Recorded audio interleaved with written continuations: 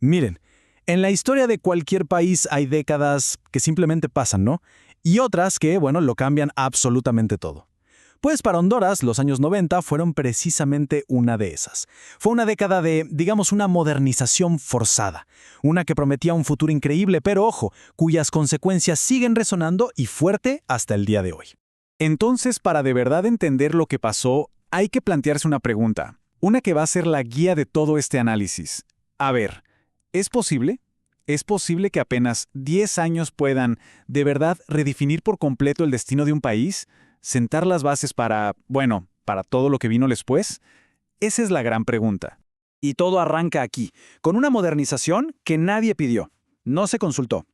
A principios de los 90, el gobierno de Rafael Leonardo Callejas metió el acelerador a fondo con una serie de cambios, pero cambios tan drásticos que no fueron una opción. Fueron, sin más, una imposición. Y así, de la noche a la mañana, se terminó un modelo y comenzó una era totalmente nueva, y por supuesto muy controvertida.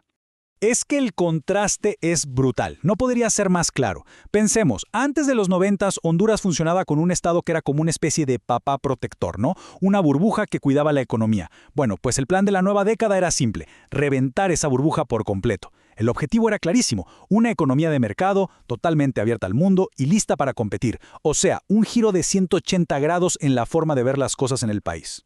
Pero claro, este cambio no fue para nada suave, ni gradual. Esto se hizo de golpe, a través de unas políticas de shock que se conocieron como las famosas medidas del orden. Y aquí es donde la cosa se pone interesante, porque la promesa que traían estas medidas, bueno, chocó de frente con el impacto real que sintió la gente en su día a día. Y aquí es donde vemos la gran contradicción de esta historia. A ver, en el papel la promesa sonaba espectacular. Una economía moderna, eficiente, lista para jugar en las grandes ligas mundiales, claro que sí. Pero la realidad, la de la calle, fue otra cosa. El impacto fue durísimo y fue inmediato. La moneda se desplomó de un día para otro y la clase media sintió el golpe directo en el bolsillo. Para que nos hagamos una idea de la magnitud de este cambio, veamos un par de medidas clave. Fueron dos de las más fuertes. Primero, la devaluación del empira. ¿Qué significa eso? Que los precios de todo, absolutamente todo, se dispararon. Y segundo, la privatización de servicios que toda la vida habían sido del Estado. Ojo, no estamos hablando de ajustes pequeños, ¿eh? Eran cambios que removieron los cimientos mismos del país. Pero esta nueva era no solo se sintió en el bolsillo de la gente, ¿saben? También se vio, literalmente, en el paisaje, en las calles.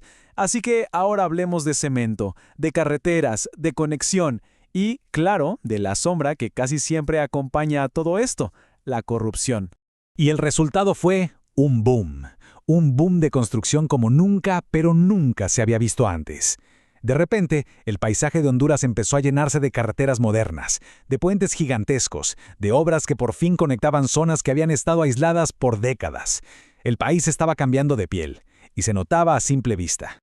Claro que sí, mucho cemento, mucho progreso, pero todo esto tenía su otra cara, la cara oscura de la moneda. Este boom de construcción no fue precisamente un camino de rosas. Detrás de todas esas grandes obras, de todo ese dinero, empezaron a crecer las sombras de la corrupción administrativa. Y esto no fue algo pasajero, no, se estaba sentando un precedente que marcaría Honduras por muchísimos años. Entonces, si lo vemos en una línea de tiempo, la década tuvo una progresión muy clara. Arranque de los 90, el gobierno de Callejas lanza las reformas económicas. A mediados de la década, viene todo este boom de la construcción. Y para el final de los 90, el tablero de ajedrez estaba perfectamente acomodado para que el bipartidismo consolidara su control total sobre el Estado. Y es que, al final del día, es imposible separar la economía de la política. No se puede. Este nuevo modelo económico no apareció de la nada. Al contrario, fue la herramienta perfecta para fortalecer una estructura de poder que definiría a Honduras durante años y años, la famosa era del bipartidismo. Y en este contexto, ¿qué significaba bipartidismo? Bueno, pues significaba el dominio casi absoluto de los dos partidos de siempre, el nacional y el liberal. Pero no era solo que se turnaran en la presidencia, no, iba mucho más allá. Durante esta década, lo que hicieron fue consolidar su control sobre todas, y cuando digo todas, son todas las instituciones del Estado. De hecho, muchos analistas le llaman a este periodo la época de oro del control institucional para estos dos partidos. Pensemos en eso, época de oro. Su poder era inmenso y estaba directamente amarrado a esa nueva estructura económica que, casualmente, ellos mismos estaban construyendo y manejando. Bueno, después de este recorrido por una década de cambios tan, pero tan fuertes, llegamos a la pregunta clave, quizá la más importante de todas. ¿Y qué quedó de todo esto? ¿Cuál es el verdadero legado de los años 90? ¿Y por qué? ¿Por qué seguimos hablando de sus efectos hoy en día? Pues miren, la conclusión es bastante contundente. Las decisiones que se tomaron en los 90, esas decisiones económicas, no fueron un capítulo que se cerró y ya. Para nada. Fueron las semillas.